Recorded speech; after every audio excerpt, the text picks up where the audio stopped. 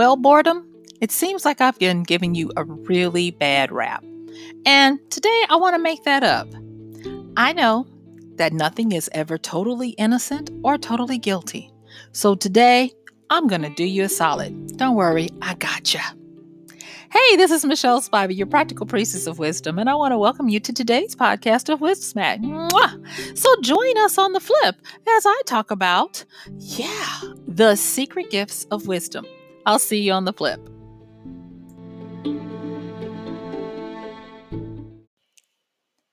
Man, me and boredom, we don't get along. Like even on the A part, I said the secret gifts of wisdom, and it's the secret gifts of boredom. I can just imagine boredom looking at me and saying, "You dirty dog, why you always do me so wrong?" And today, I want to make up for that because what would I be like if I were only skewing things one way? Remember, we know about polarity here on this here podcast, and we know how to inhabit the both the left and the right and the neutral middle. So today, I want to hop over to the other side and just talk about some of the gifts of boredom. And I want to start off by saying that you guys have heard me talk about when I was growing up and how my family, well, I want to say, if you've been listening to the podcast, hint, hint, go back and listen, you'll know that in my family, boredom was not tolerated, placated, or anything like that. And my mother and grandmother instilled in all of us kids that boredom was an indicator that you needed to get on your job to make yourself mentally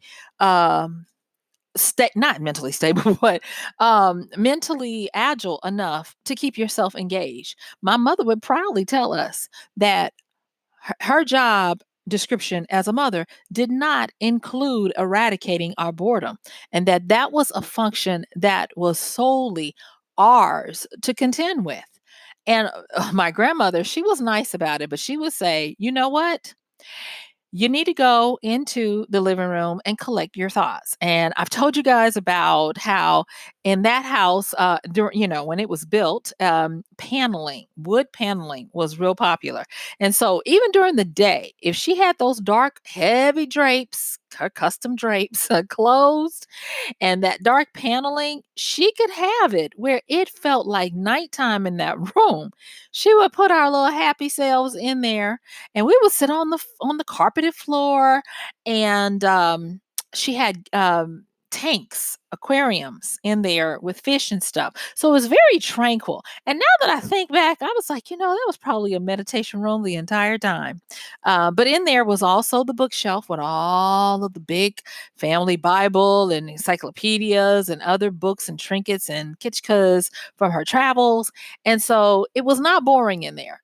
And of course, there was a dining table, but I digress. I'm not trying to tell you all the furniture in the room. I'm just trying to paint the mood where you can understand that when she would tell us to go in there and collect our thoughts, we were able to do it, I think, because of the setting and the tone and mood of the room. So you got this dark, mellow out paneling. The lights are off, and the only lights in the room are coming from the three large aquariums against one of the walls. And then you got a bookshelf, and we knew better now. I don't know if you guys had this growing up. My grandmother didn't believe in putting plastic on her furniture to preserve it, but she did believe that you should not be putting your butt on her furniture to preserve it. And that was another reason why we sat on the floor, because she actually had white plush furniture in there. But I digress. Let me go back. Okay. Living down this memory lane is bringing up some stuff. Okay. Maybe for another podcast, I'll go down that lane to some more. But the thing that I want to say is that there was a wisdom smack that I missed.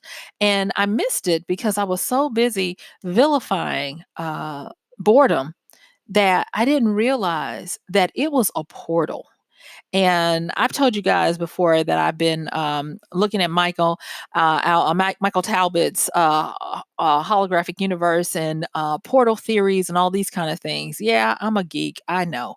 And it has gotten me interested in changing my perspectives on all things that I might take one side on vehemently to try to see if I can see the different angle. And today, that's why we're taking a look at these secret gifts of boredom, because from my time as a kid, quote unquote, collecting my thoughts, I started to take for granted the things that boredom bestowed on me. You see, it was during those times that I would grab books, or I would just lay down with my back on the floor and gaze up and let my mind wander. And at that time, we didn't have cell phones and all this kind of stuff. And I don't want to come off as one of those crotchety old people. In my day, we didn't have. But I do want to say this, that I am getting to the point now where I am seeing the efficacy of putting down the phone. And for me, I am just like any other technologically attached person. Um, it's hard. But I do notice now in my meditative times, to remind myself as soon as I get out of meditation, don't break the afterglow by jumping back on to technology, whether it be handheld, laptop, or desktop. And it's been in those times that I've been able to start looking with more appreciation for boredom and for the slowing down of my thoughts and my mental machinations. And so let's just go on and start talking about some of the few gifts, because there are a lot of them and I can't cover them all in these few minutes. But what I do want to do is give you some inspiration and some insight and some hope for when you have a boredom attack. All right. So, the first thing I want to say about the special gifts of boredom is that in this regard, boredom can be an invite, a specially customized invite just for you. If you find yourself bored with what you're doing, the first thing is, if there is an electronic device that is made for just a quick swipe, and it is made to engage you, I'm going to say kind of like fight the power. Don't necessarily hop on the phone. Don't necessarily turn on a game or any of the other stuff that is made to keep us constantly engaged. And instead, take the journey that boredom is trying to invite you into. One of the things that I glossed over, and I know this, but for whatever reason, I just never knew it this way, was that my grandmother simply saying, collect your thoughts when we would say we were bored or whatever. It meant to allow ourselves to visualize and daydream and drift and portal jump. I personally can attest to the fact that our imaginations were so vivid, especially after a session of being in the living room where everything is quiet. My grandmother is off in the other part of the house doing whatever, grown-ups did at the time. I know it's boring. She's probably washing, cleaning, or doing something like that.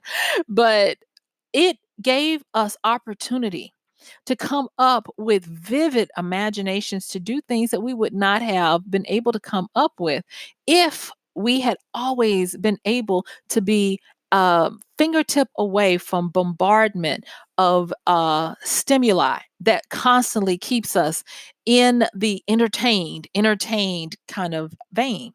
You see, with boredom is one of the agents that helps you to be able to work things out in a trance. Boredom, and when I say boredom, I'm saying that boredom is the doorway, the invitation. It's up to you to move past that. So let me make sure I say that. It is kind of like the partition between you and visualization, daydreaming, and creativity. So you do have to take the step through the partition once boredom makes the invite. And don't just get wrapped up into, oh, there's nothing to do. I'm so bored. No, understand it for what it is. And then once you take the plunge, I almost said Nestea plunge, but you guys might not know what I'm talking about because that's a very old American cartoon. I mean, not cartoon, but commercial. But anyway, take the plunge. And when you start getting into this visualization, one thing I can remember as a kid, and even now when I have those infrequent bouts of boredom is that there seems to be a laissez-faire-ness about it, meaning that you don't necessarily have a sense of urgency or a destination, and thus the visualization is not so regimented where visualize your future and what you exactly want to have. No. The boredom type of doorway to visualization has great possibilities and it has no boundaries. You when there I remember times where I was easily entranced for 20 plus minutes.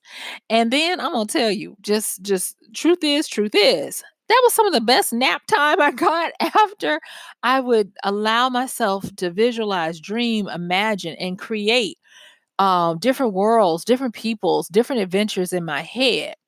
And then to have that sleep, that deep little cat nap where you drift off and then 20, 30 minutes later, you feel refreshed and you feel like the world looks different. How many of you, under the sound of my voice, that you found yourself in a similar situation where boredom had your mind drift and you drifted and you didn't have the tight reins of control over it, where you weren't trying to get something or achieve something or build or establish something?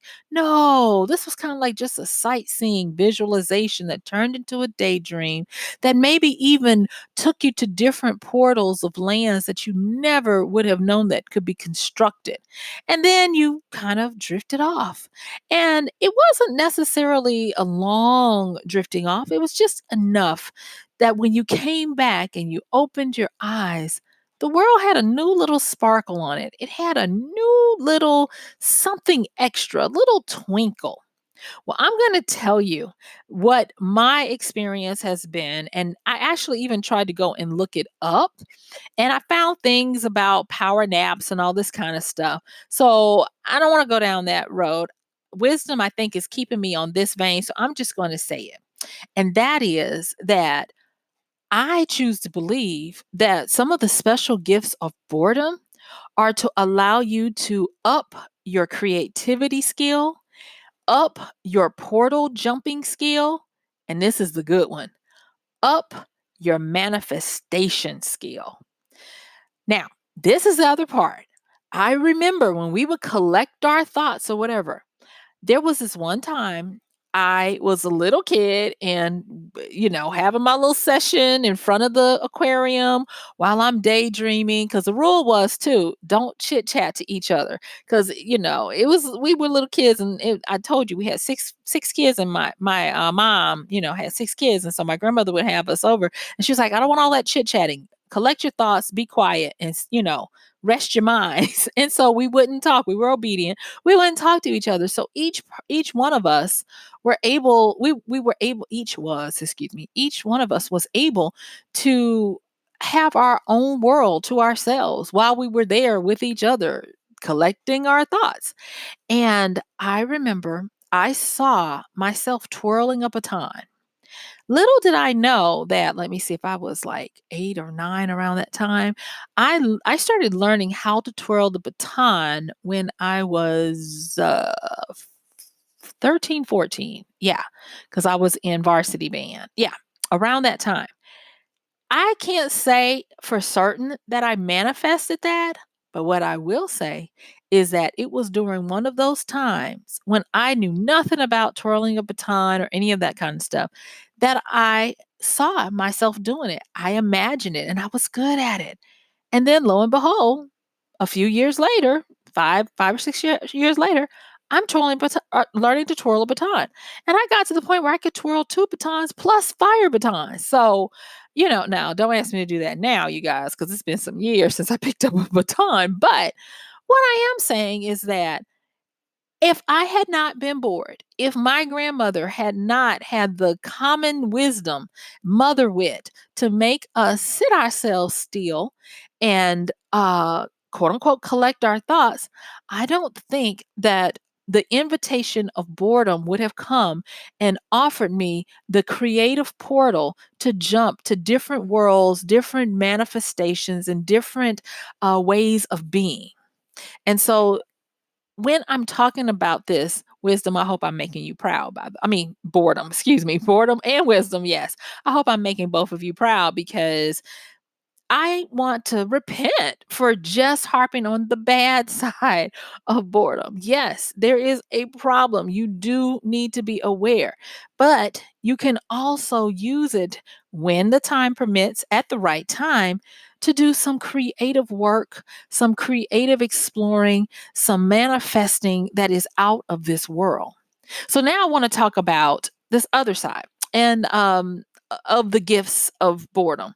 And I want to talk about how boredom, the portal that boredom offers, is exploratory. And there are certain things that I have found that in my adult life that you can use these portals that boredom offers to deal with.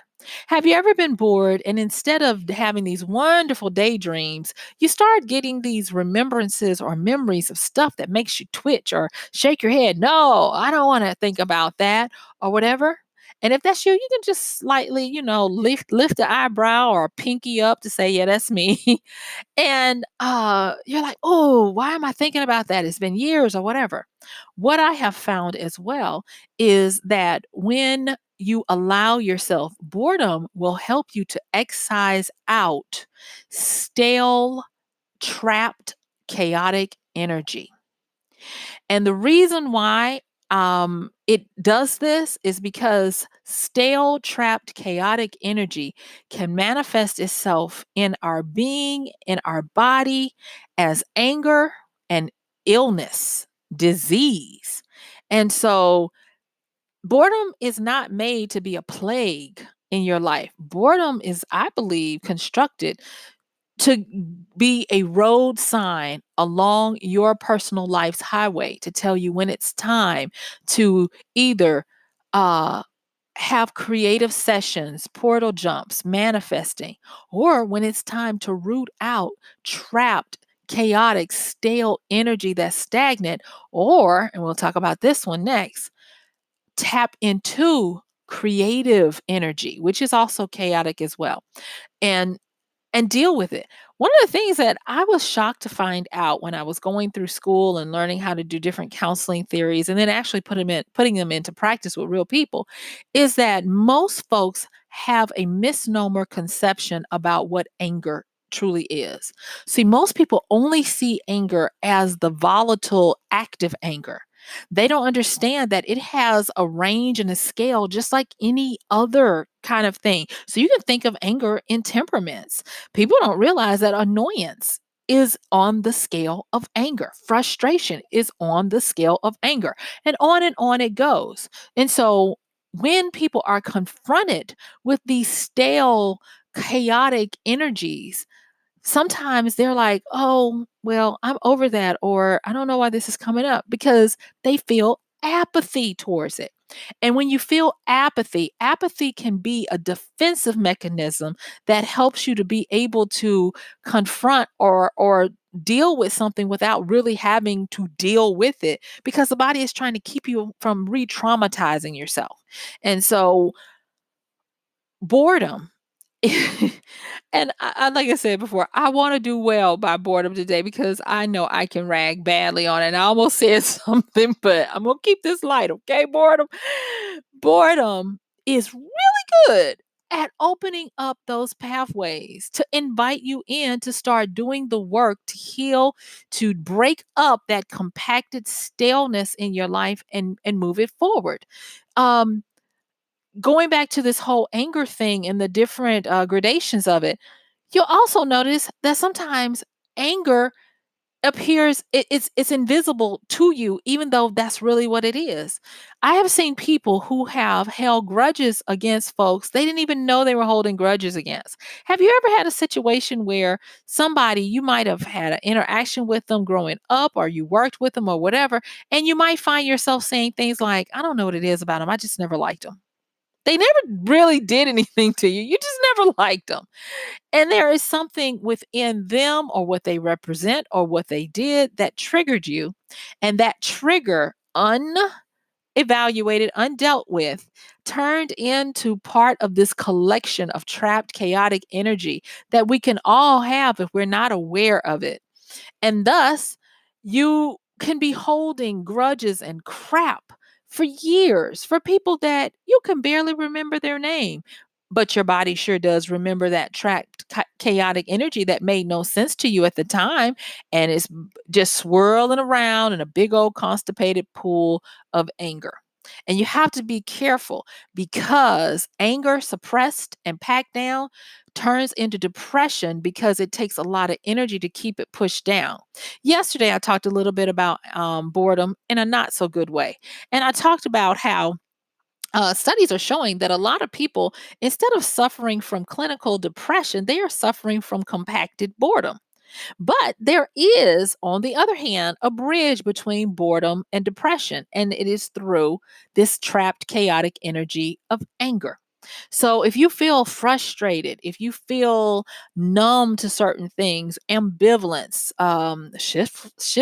shiftlessness, aimlessness, all that stuff we talked about from yesterday, it could be that that is energy, memories, muscle memory, whatever you want to call it, trauma, all of those things that you need to work out. So I know I've talked a lot about that. So how do you get rid of the trapped chaotic energy?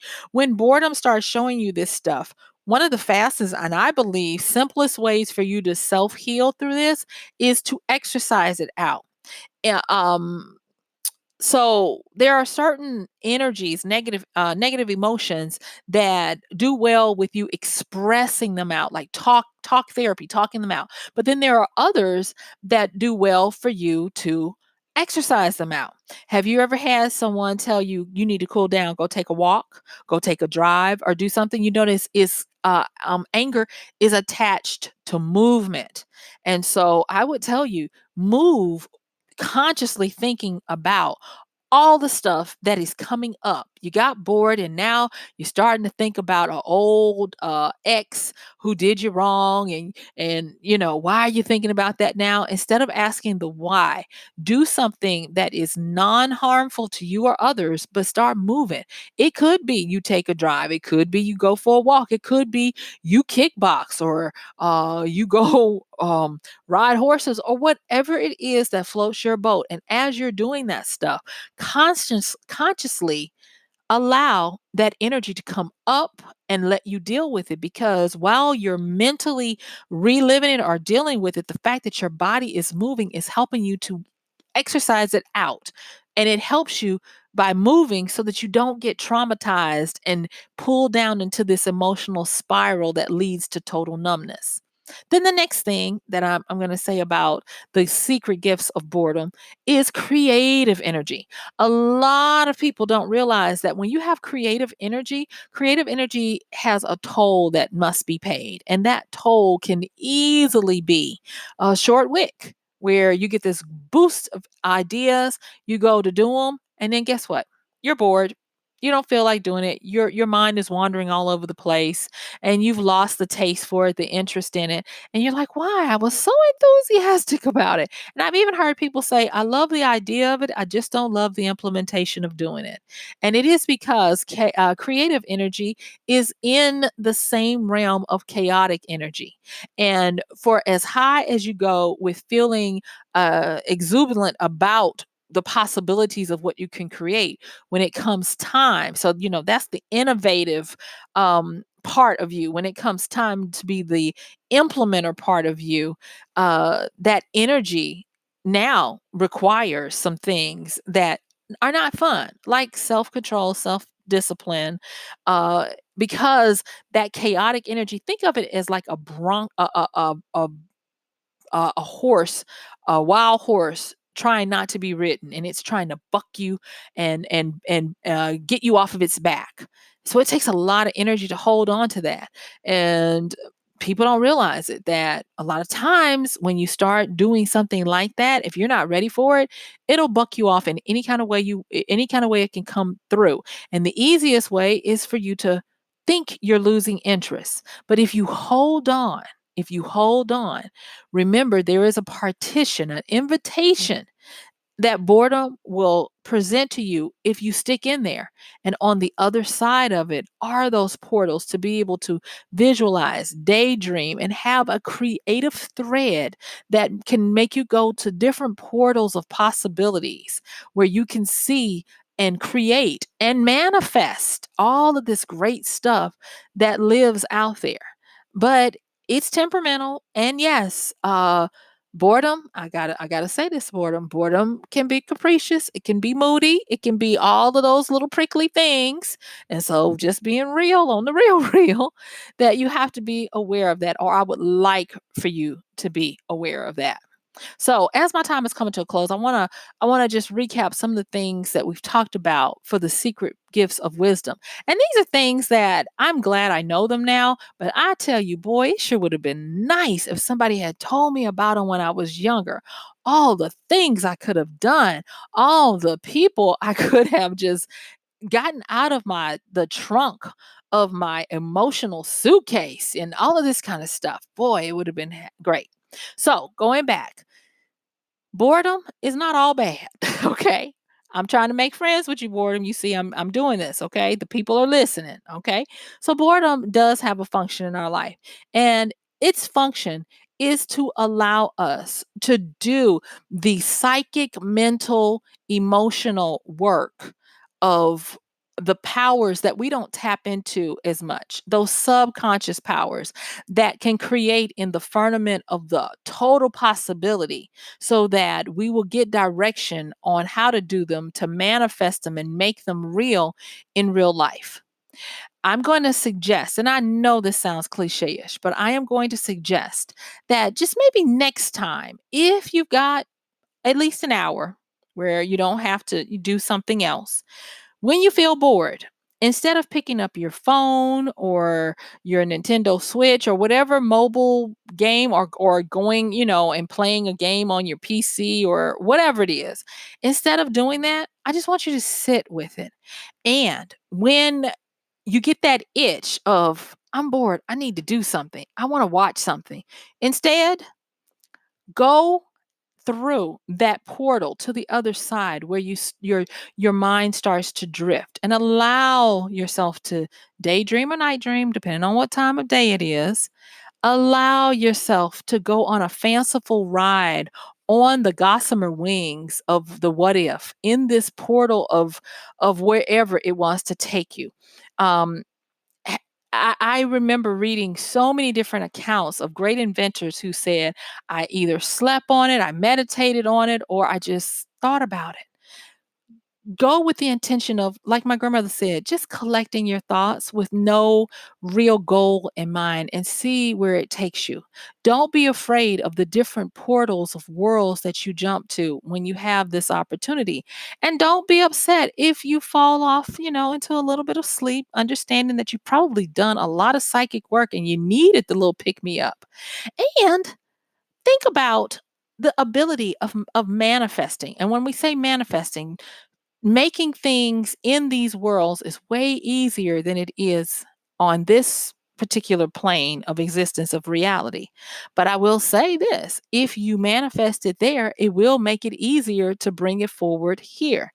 And so allow yourself to have those fanciful joy rides through the portal that boredom will afford you.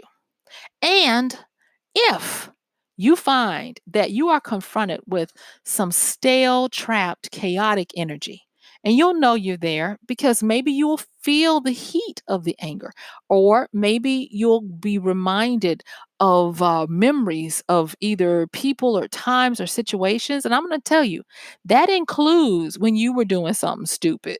Okay. Instead of just shaking it off and saying, I don't want to think about that, allow yourself to take a few moments to let it let the slideshow of memories come to you. And depending on how you feel, either own up to the lesson if it's a lesson coming, where you can look at it from being a little removed, or work it out. Do something to move your body. There have been times when I have had these situations come hard and heavy on me, and I'll grab my little jump rope and I'll start jumping. And I'm going to tell you, I can't jump that long, but that's all I need to be able to start getting that out of my body and thanking. At the time, I used to thank wisdom. I still thank you, wisdom. But now I'm going to remember to thank boredom as well for helping me to root out those things that will come in and overtake my garden. And the last thing, understand that this is a direct pathway to getting you into that chaotic creative energy that helps you come up with ideas that you've never entertained before. So don't be afraid of it, and take the joyride when it comes instead of outsourcing to something external your every moment to keep you engaged and entertained. So guess what? Yep. Y'all, my time is up. I do thank you for yours. This has been MichelleSpiva, your practical priestess of wisdom, with another podcast of Wisdom Smack. Don't forget, you guys, to continue to support us, if you will. When you go to Amazon to do all your shopping, please use our link at michellespiva.com/AMZ. Check the show notes for other ways to get in touch and support. And guess what? I'm going to see you tomorrow. Bye.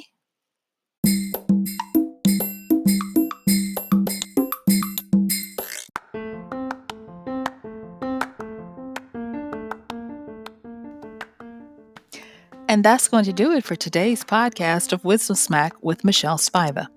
If you like this podcast, please help us get the word out. Like, comment, subscribe, and even share.